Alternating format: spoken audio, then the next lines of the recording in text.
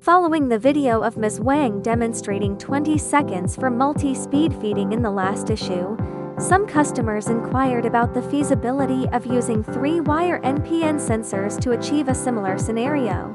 Of course, Ms. Wang will make a video today on how to use our 3-wire NPN sensors to achieve our multi-speed feeding scenario. Let's take out a 3-wire NPN sensor first, and connect the blue, black, and brown colors to 12 corners, 9 corners, and 11 corners, respectively, according to the correct connection method indicated in the video. Next, let's take a look at the effect. Now it shows our first speed here.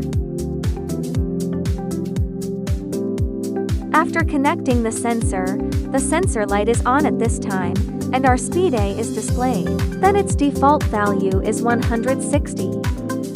In actual production, we can also adjust the speed up and down according to the material situation, so that the multi-speed feeding scenario can be achieved. If you encounter any problems when using the vibratory feeder bowl and controller, you can send a private message or leave a message to Ms. Wang, and Ms. Wang will solve them one by one.